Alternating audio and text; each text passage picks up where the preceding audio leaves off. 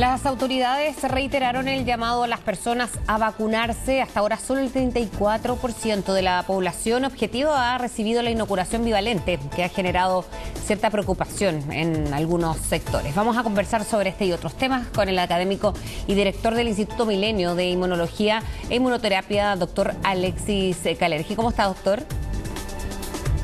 Muy bien, Frecia, buenos días. Gusto saludarla y saludar a la audiencia que nos escucha en CNN Chile. Muchísimas gracias, doctor. Bueno, ha sido preocupante esta cifra, ¿no?, del 34% de la población que se ha inoculado, pero además quizás el poco interés que ha generado o algo pasó, ¿no?, en este último periodo de vacunación. Bueno, yo creo que hay varias explicaciones, Frecia. Concuerdo con su preocupación. Yo pienso que hemos visto cómo durante la pandemia una de las estrategias que ha aportado significativamente a que podamos volver lentamente a la normalidad ha sido justamente la vacunación. Vemos que la ciencia y la medicina, trabajando de manera asociativa a nivel internacional y desde Chile, jugamos un rol muy activo en la generación de conocimiento científico y clínico para avalar el uso de las vacunas. Y vimos cómo la campaña de vacunación que se inició hacia finales del 2020, comienzo del 2021, nos permitió lentamente ir mejorando las cifras de la pandemia, y hoy día estamos de vuelta en una presencialidad sin mascarilla y que requiere insistir en la importancia de utilizar la vacuna. Sin duda hay que escuchar y entender, y hay que ser empático con los planteamientos que van en la línea de la fatiga pandémica, en la percepción de riesgo que puede estar disminuida, pero sabemos que personas que están subinmunizadas, es decir, que no tienen su esquema de vacunación contra COVID-19 al día, podrían estar expuestas a desarrollar una enfermedad prevenible hoy en día gracias justamente a la vacunación. Ahora, doctor, con esta baja población objetiva vacunada, ¿cuál es el riesgo que se puede ir corriendo si es que si no se comienza a sumar más gente, ¿no?, vacunada con la bivalente? Bueno, el riesgo central es que la subvacunación, es decir, personas que no están completamente inmunizadas, puedan enfermarse, puedan ser transmisores del virus y diseminarlo hacia personas, por ejemplo, que puedan tener mayor susceptibilidad debido a condiciones predisponentes o comorbilidades que puedan hacerlas susceptibles a desarrollar una enfermedad severa. Hemos visto también que las vacunas se han ido actualizando, es decir, partimos con vacunas que fueron diseñadas con el virus original y actualmente, afortunadamente, ya contamos con vacunas que tienen otras variantes del coronavirus.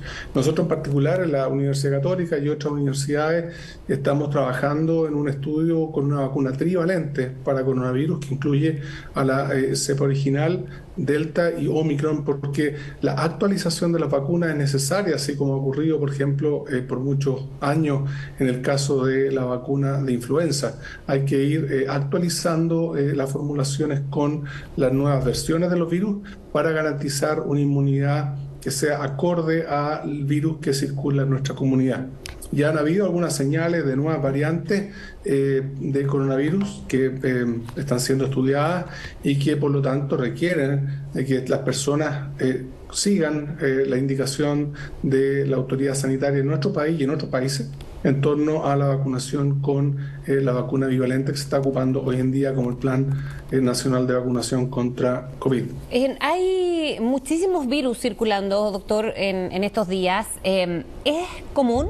Sabemos que cuando llega el otoño empiezan a bajar y cambiar las temperaturas, pero también ha llamado profundamente la atención que, producto de esta normalidad, lo decía ya con o sin el uso de la mascarilla, entre otras cosas, de manera presencial, sumando al COVID de todas maneras, ¿por qué se ha intensificado tanto esta circulación viral este año? Bueno, este fenómeno se observó durante el 2022 también. Sí. Vimos que, si usted recuerda, en invierno, las vacaciones de invierno se tuvieron que adelantar a raíz de una altísima circulación de virus sincicial. Algo que ocurre típicamente cuando bajan las temperaturas, y hemos visto en el caso, por ejemplo, del hemisferio norte, en Estados Unidos y países europeos, tuvieron brotes muy duros de virus sincicial y otros virus respiratorios, justamente a raíz, pensamos, de la baja de la inmunidad poblacional que ocurrió como resultado del uso de mascarilla y confinamiento durante el periodo en que no teníamos vacunas para COVID, ¿verdad? El 2020 en particular, y una parte importante del 2021, donde el uso de mascarilla, la menor presencialidad, la menor circulación de estos virus condujo a la esperable baja inmunidad poblacional contra virus como influenza, virus sincicial, adenovirus, etcétera. Y por lo tanto, al haber más personas susceptibles con menor inmunidad, eso significa una mayor circulación viral. Por eso es que es muy importante que podamos estar al día con las vacunas que hoy día están disponibles, que son las que incluye el Plan Nacional de Vacunación y además la vacuna de influenza y vacunas para COVID, pero también hay un optimismo en torno, por ejemplo, al virus sincicial, porque varios grupos, hay varias vacunas que ya están bien avanzadas, y eso podría ser una noticia positiva en un futuro cercano en torno a ese virus, que claramente requiere una vacuna, porque no solamente afecta a la población infantil, sino que también puede afectar muy gravemente a personas mayores y causar enfermedad seria y grave a raíz de la infección con ese virus. Exacto. Ahora, y respecto al COVID específicamente, doctor, viendo la situación de una ex autoridad, la ex ministra Analía Uriarte, ella quedó con efectos que se producen en algunos casos, los long COVID se llama, en ese efecto de muchísimos síntomas, ¿no? Del que no se ha podido recuperar todavía. ¿Cuán frecuente es y cuáles son? Estos pueden ir variando. Ella, entiendo que tenía que ver con el sistema respiratorio, básicamente. Bueno, en primer lugar, desearle a la exministra Uriarte que se pueda recuperar. Es claramente una enfermedad compleja. COVID, el virus que la causa, SARS-CoV-2, puede causar secuelas más allá de las vías respiratorias. El caso puntual del COVID prolongado tiene que ver con efectos principalmente en otros tejidos, como por ejemplo el tejido nervioso. Nosotros habíamos publicado el año 2012, 2014 estudios que hemos seguido publicando antes de la pandemia, incluso en la manera como virus respiratorios, particularmente el virus sincicial, pueden afectar otros tejidos además de las vías respiratorias. En el caso puntual de sincicial vimos que también tenía efecto a nivel del sistema nervioso. Este fenómeno es aún más manifiesto con lo que ocurre con el coronavirus, y vemos que muchas personas han tenido como resultado de COVID, ¿verdad? Esta secuela, que es el COVID prolongado, que tiene un fundamento en el daño que causa la infección en primer lugar, pero principalmente la inflamación, resultado de la exposición al virus. Y eso se piensa que podría ser prevenido con un esquema de vacunación completo. Hemos visto que en el caso también de otro virus, la vacunación previene secuelas respiratorias y secuelas en otros tejidos como el sistema nervioso.